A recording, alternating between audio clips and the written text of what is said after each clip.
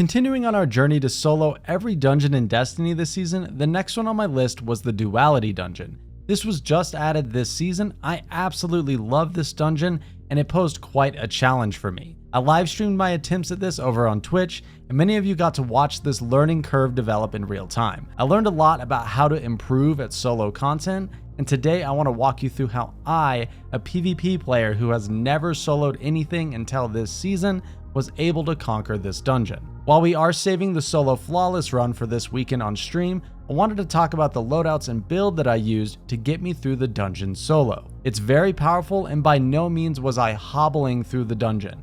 The only obstacle in my way of the solo flawless is minimizing bad luck on that final boss fight. If you saw my previous solo flawless prophecy video, you may be familiar with the build, but we tweaked it a little bit as we had some overlap with healing and could afford a little more lethality. We're running Hammer of Soul Super, Rally Barricade, Throwing Hammer, and Healing Grenade.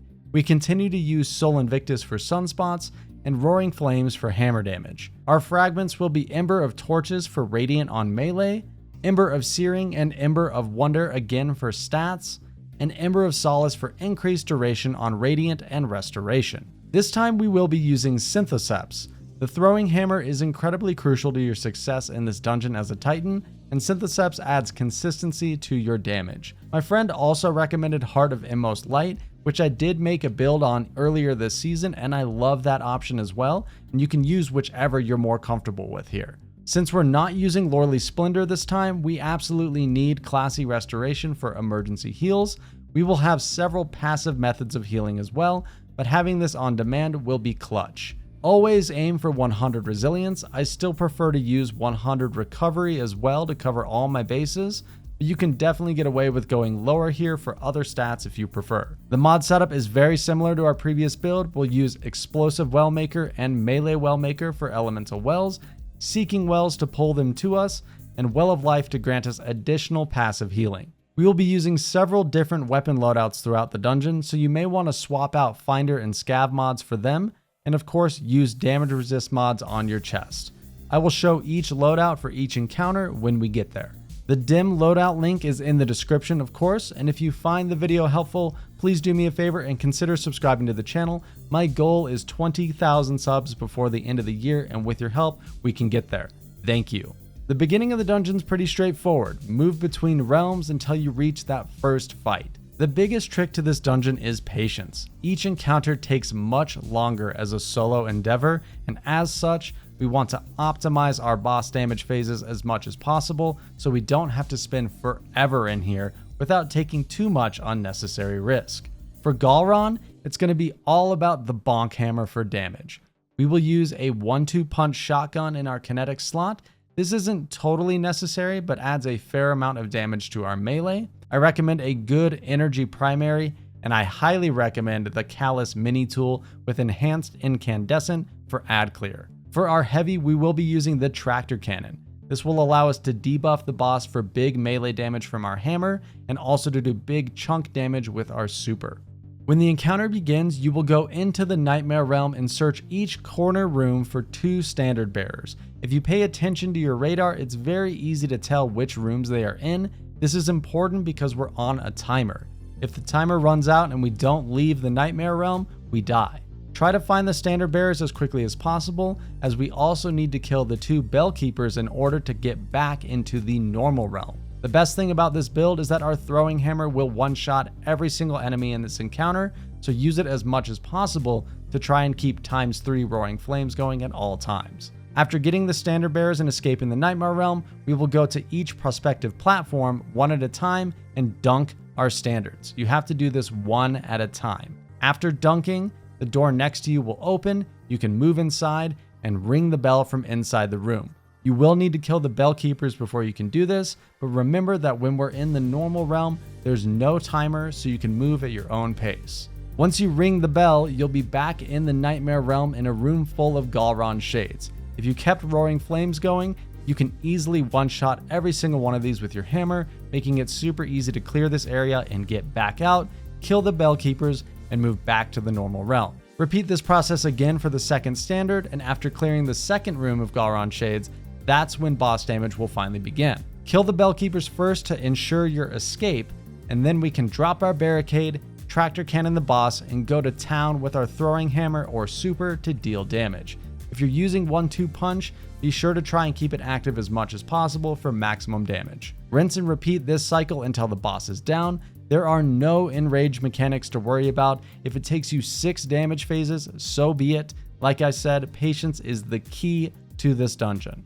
Moving on to the second encounter, this was really difficult for me to learn at first, as it requires either some memorization or a diagram to reference during the fight. You can use this absolutely beautiful work of art that my friend made for me to remember where each area of the room is. We need to dunk 2 banners and kill a mini-boss 3 times to complete this encounter. This will test your understanding of the dungeon mechanics and timing. Every time you move between realms, you need to kill bellkeepers, and they will be on the opposite side of the room from the bell, and that is very important to remember.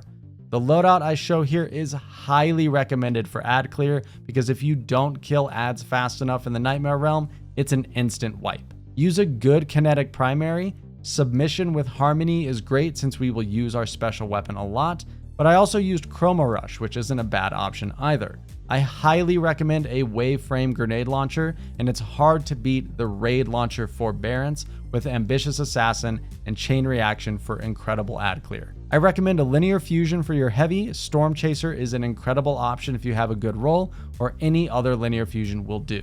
We will go for 1 banner at a time during this fight. When you decide which one to go for, reference the diagram, or if you're a genius under pressure, simply move to that corner of the room before ringing the bell. This is crucial and will save you precious seconds. Once you're in the Nightmare Realm, you're going to move up the stairs to the corner of the room that you need and start clearing ads as fast as possible while working your way to the back to kill the big guy on the platform. Once he and all of the ads are down, the standard bearer will spawn. Kill him to add duration to your nightmare timer and pick up your standard. Now you need to run like hell to find the bellkeepers. And remember, they are always on the opposite side of the bell itself. Using a Waveframe grenade launcher makes this super easy to kill the bellkeepers, get to the bell, and get the hell out of there. Dunk the banner, repeat again, and then kill the mini-boss. Keeping your composure amongst the absolute flood of ads can be difficult, so post up somewhere, use your healing, and kill what's in front of you. Remember, there's no timers when you're in the normal realm, so you can always get situated before moving back into the Nightmare Realm for banners. You need every second you can get when you're in there. Rinse and repeat this process until the encounter is cleared. If you're like me, it's fairly easy to stay flawless up until this point if you're taking things slow, but the final encounter may break your flawless streak, and it's incredibly easy to get unlucky and die, but with perseverance, we can still get the clear. Moving on to Caiatl, let's go over the loadout we will use for this encounter.